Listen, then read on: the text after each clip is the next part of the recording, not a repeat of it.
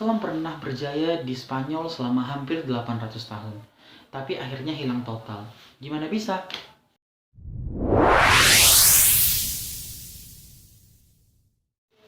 Hai, aku Hamkariza Ibrahim Nasution dengan NIM 230901040 dari program studi S1 Sosiologi Fakultas Ilmu Sosial dan Ilmu Politik Universitas Sumatera Utara. Video ini aku buat untuk ujian akhir semester pada mata kuliah Sosiologi Masyarakat Virtual. Nah, kali ini aku mau membahas sebuah buku yang aku baca dalam bentuk e-book yang aku dapatkan dari aplikasi Perpustakaan Nasional dengan judul Jangan Kau Tangisi Andalusia karya Dr. Adi Taruna Effendi, spesialis penyakit dalam filosofi dokter. Beliau ini bukan hanya seorang dokter spesialis penyakit dalam dan akademisi lulusan Fakultas Kedokteran Universitas Indonesia, tapi juga sosok yang punya minat mendalam terhadap sejarah peradaban Islam. Pengalaman beliau belajar di India dan Ethiopia serta perjalanan ke berbagai negara membuatnya tertarik ya untuk menggali lebih dalam sejarah Islam di Timur Tengah, di India sampai ke Spanyol atau Andalusia. Nah, buku ini beliau tulis sebagai bentuk kepedulian terhadap umat Islam agar kita bisa belajar dari kejayaan sekaligus keruntuhan Andalusia. Nah, di video ini aku bakal membedah isi buku ini secara bertahap dari bab ke bab. Dari bab 1 hingga bab 5 dan epilog. Yuk kita mulai.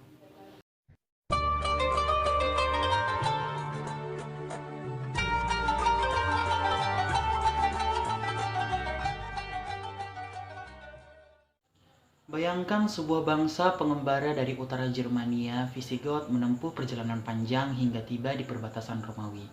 Awalnya mereka hanya ingin hidup damai, tapi saat kelaparan melanda dan Romawi menolak membantu, harapan berubah jadi pemberontakan.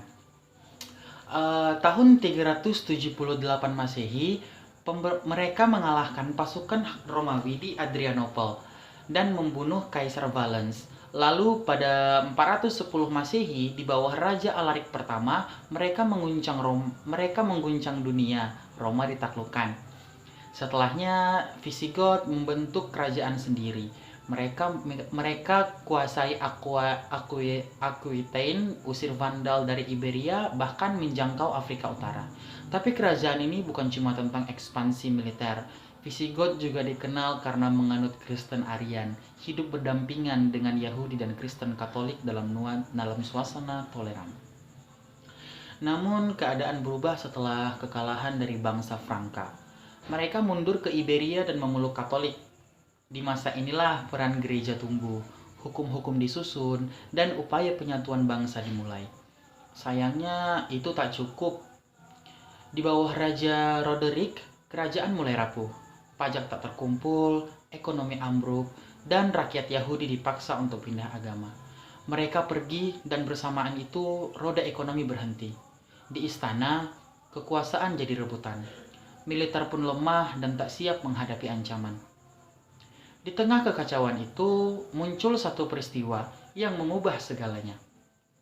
Tragedi Florinda, putri dari bangsawan Ceuta yang dikhianati oleh Roderick sendiri. Kisah ini jadi titik balik, badai pun mendekat.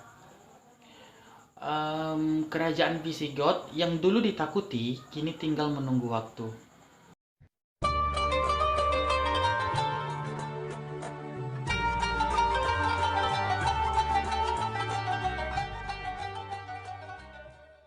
Bayangkan sebuah pagi di tahun 711 Masehi. Dari seberang laut, pasukan Muslim menjejakkan kaki di ujung selatan semenanjung Iberia. Dipimpin oleh Tariq bin Ziyad, mereka hanya berjumlah sekitar 7.000 orang, namun membawa semangat yang membara. Di belakangnya ada Julian, gubernur Ceuta, yang membuka jalan bagi penaklukan akibat dendam pribadinya pada Raja Roderick. Kerajaan Visigoth saat itu tengah runtuh dari dalam. Korupsi, perpecahan, penindasan, dan rakyat yang tak lagi percaya. Maka Tariq datang, banyak yang justru menyambut, bukan melawan. Pertempuran besar terjadi di Gua Delate. Roderick tewas, pasukannya bubar. kota demi kota jatuh ke tangan Muslim. Cordoba, Granada, Toledo, bahkan wilayah utara seperti Prancis Selatan sempat dijangkau. Walau akhirnya terhenti di Tours, gelombang penaklukan ini tak hanya merebut wilayah, tapi membuka jalan lahirnya peradaban baru di Eropa. Nah, dan semua itu dimulai dari satu pendaratan di tebing yang kini kita kenal sebagai Gibraltar ya teman-teman.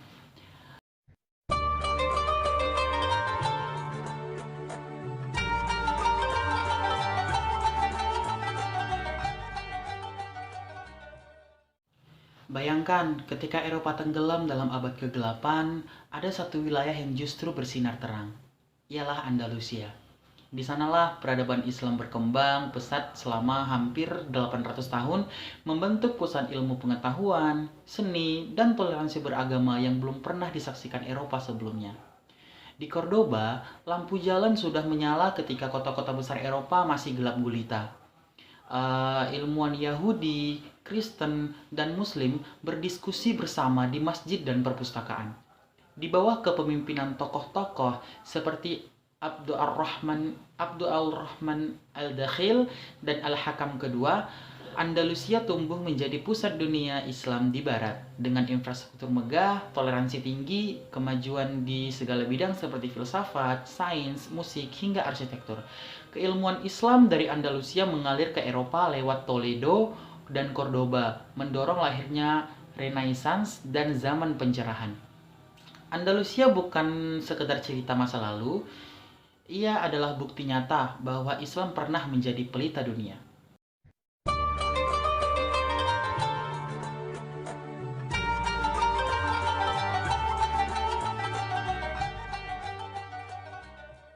Setelah berabad-abad Islam berjaya di Andalusia, satu hal yang jarang diungkap adalah ini.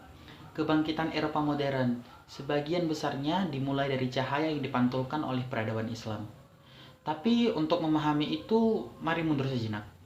Eropa awalnya hidup dalam zaman prasejarah, berpindah-pindah, belum mengenal tulisan, kemudian muncul peradaban Yunani dan Romawi yang membawa ilmu, hukum, dan seni. Tapi semua itu runtuh saat kekaisaran Romawi jatuh. Lalu datang zaman kegelapan, ketika gereja menguasai seluruh aspek hidup. Ilmu pengetahuan dibatasi, pemikiran dikekang, dan perbedaan dihukum.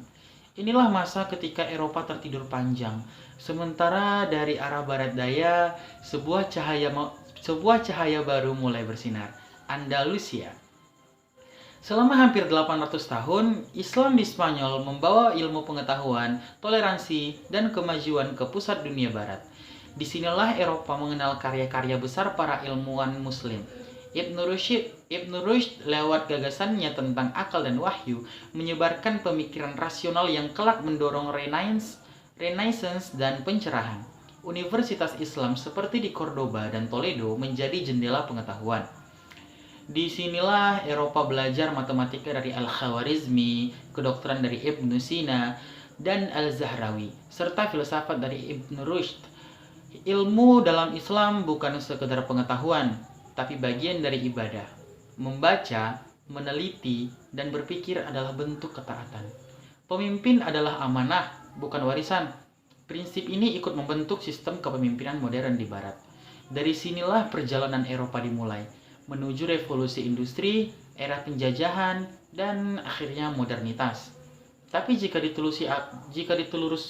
ditelusuri akarnya, banyak yang berawal dari Andalusia. Nah, pertanyaannya sekarang teman-teman, jika dulu kita yang memberi cahaya, lalu mengapa sekarang kita yang tertinggal?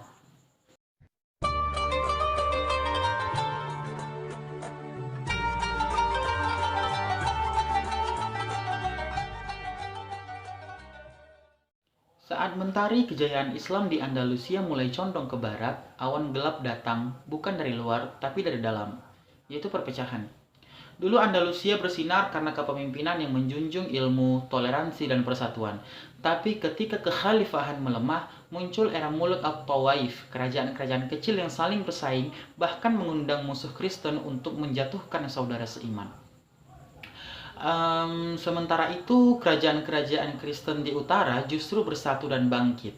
Mereka tak hanya merebut wilayah, tapi juga berusaha untuk menghapus jejak Islam dari Iberia.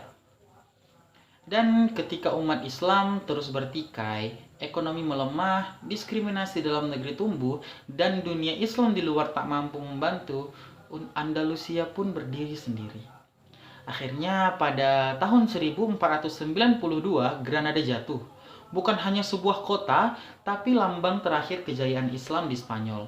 Umat Islam dan Yahudi dipaksa untuk memilih antara pindah agama ke Katolik, dibunuh, atau diusir dari Andalusia. Masjid-masjid dijadikan gereja, budaya dihapus, bahasa dibungkam. Setelah lebih dari 7 abad, Islam terhapus dari Andalusia, tapi tidak dari sejarah.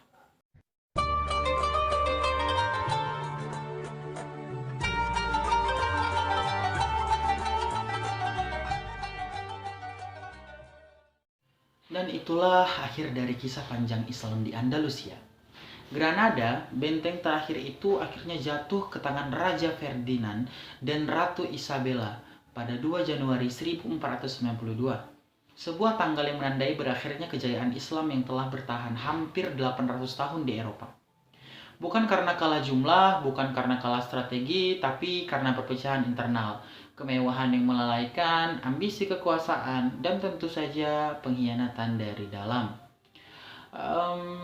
Buku ini yang berjudul Jangan Kau Tangisi Andalusia justru menyampaikan pesannya dengan jelas bahwa jangan cuma menangisi masa lalu, tapi pelajari agar tidak mengulang kesalahan yang sama. Karena yang membuat Andalusia runtuh bisa jadi juga sedang terjadi di sekitar kita sekarang. Semoga kisah ini nggak cuma jadi cerita sejarah aja ya teman-teman, tapi juga jadi bahan refleksi untuk kebangkitan. Juga jadi bahan refleksi dan kebangkitan untuk kita semua.